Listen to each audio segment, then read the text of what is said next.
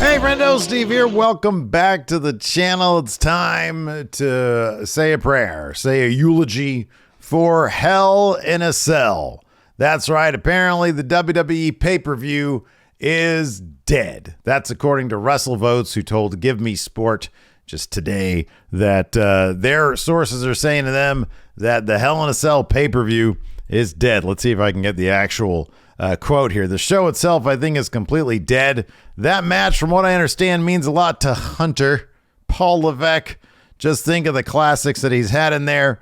Roman Reigns and Jay. So they've been feuding for 6 weeks. They got to be there now because the calendar says so. That's not going to happen anymore. So seems like the Hell in a Cell pay-per-view is dead. What do you guys think about that? Let me know in the comments below. Is this something that you've wanted to see happen for a while now? I know that's been on my list of things that I'd like to see changed in WWE, simply because it turns Hell in a Cell from an event into a formality. Now, the crazy thing is Hell in a Cell as a pay-per-view has been around since 2009. That doesn't mean that Hell in a Cell matches have only taken place at the pay-per-view. No. For example, last year, we had like 2 Hell in a Cell matches take place outside of Hell in a Cell. One was at Crown Jewel. That was Edge versus Seth Rollins. And another one was, I remember Lashley versus Xavier Woods took place on like a Raw. We had a Roman Reigns versus a Rey Mysterio take place on a SmackDown. Of course, that was right before Hell in a Cell, and the other one was right after Hell in a Cell, the pay-per-view. But it's kind of interesting because a pay-per-view, there's been a lot more Hells in a Cell since the pay-per-view format began. And it's true, but it's not like that true. So I actually ran some math here. I'm not a mathematician, but I could do some basic shit. And apparently the first from the inception of Hell in a Cell, 1997, which a lot of people would argue that Bad Blood match between Shawn Michaels and Undertaker was the best Hell in a Cell match ever. A lot of people love the spectacle of Mick Foley falling multiple times through Hell in a Cell, off Hell in a Cell, etc., etc. Consider that to be the best one. My personal favorite Hell in a Cell match, of course, is the End of an Era match with Triple H versus The Undertaker with Shawn Michaels as referee. That's probably one of my favorite WWE matches of all time. Might be number one. I don't know. I'd have to go back and check. But doing the math on it, before the pay-per-view, the era before the pay-per-view, from 1997 to 2008, there were, I think, around 17 Hell in a Cell matches for an average per year of 1.77 Hell in a Cell matches, which is almost 2 years, between 1.5 to 2 a year. All the matches since then, from 2009 when the pay-per-view started until this year when there was that one with Seth Rollins and Cody Rhodes, there was been an average of almost 3, a little over 2.5, 2.67. I believe was the number that I had on my calculator here. So it's not like ever since the pay-per-view, there's been a massive abundance of Hell in a Cell matches over what it was before. Yes, there's been a leap of maybe like one a year. And usually that's because most Hell in a Cell pay-per-views feature multiple Hell in a Cell matches.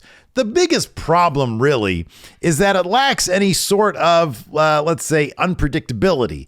When you know Hell in a Cell pay-per-views on the schedule, then you know that some of these feuds are just going to be there.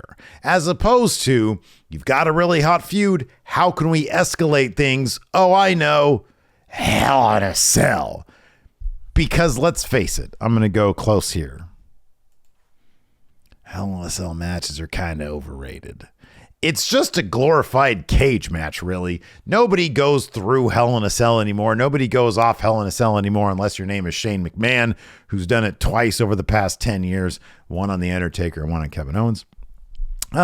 So I'll be honest, this is my own personal take, is that there's nothing really that special about Hell in a Cell. In fact, one was so bad that a lot of the fans started tuning out of the WWE Network because of it. Of course, I'm talking about Seth Rollins versus The Fiend in 2019, the one that ended that particular show with the red lights and the red cage, and then the silly ending where the ref called it because it was getting too brutal and Seth Rollins wanted to kill The Fiend. There was one where, like, I think Brock Lesnar showed up and he it was like a no contest, and that was really crappy.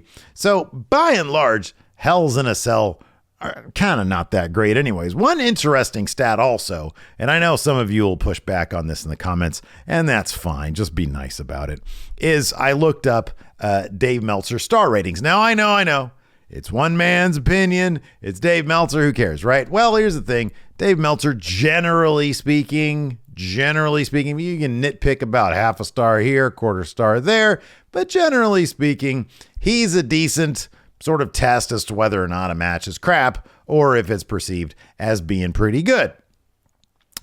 Out of the top 10 Dave Meltzer rated Hell in a Cell matches, only 2 have taken place at actual Hell in a Cell pay-per-views, which might give you some indication as to the quality of the actual Hell in a Cell matches that happen on pay-per-view. Now, the highest rated Dave Meltzer, according to Dave Meltzer Hell in a Cell match of all time was the 5-star he gave to Cody Rhodes versus Seth Rollins. But I can't think of a better way to go out from Hell in a Cell pay-per-views being a normal thing than that match, which, yeah, actually, now that I think about it, well, that's probably my second. I think End of an Era is probably my number one. Cody versus Seth Rollins. I mean, dude, come on. But that didn't, the great thing about that match is that not only did Cody Rhodes perform with the pec torn off his chest, but he did it at Hell in a Cell. So like it gives that extra emphasis when you're able to say something happened.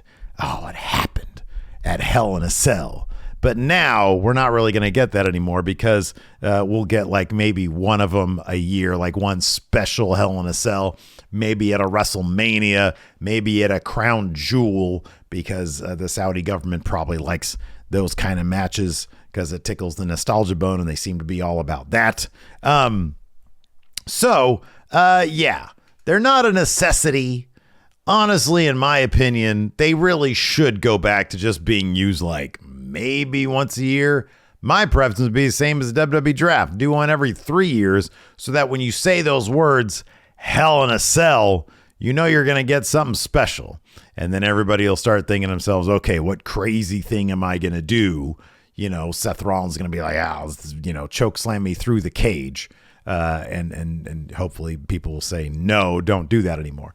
That's kind of the thing about Hell in a Cell too, is that just like the unprotected chair shot, you don't really want to see a Mankind situation happen again. And he really set a dangerous precedent for Hell in a Cell, which is why all the Hells in a Cell after that, really just sort of the majority of them just sort of were letdowns. But there was still a lot of good Hell in a Cell matches, but basically that's because the feuds warranted it and the participants involved were just really, really good at storytelling. So rest in peace, Hell in a Cell, the pay-per-view. Hopefully we won't see the match again for a little while. I think that we could probably go another year, maybe at WrestleMania 40. Maybe then. That's less than a year from now. We could do another Hell in a Cell there. What do you guys say? Anyways, let me know what you guys think in the comments below. Are you fans of Hell in a Cell? Are you sure? Yeah, sure. Fucking why not? It's Hell in a Cell. Why not? Put that on the pay-per-view schedule.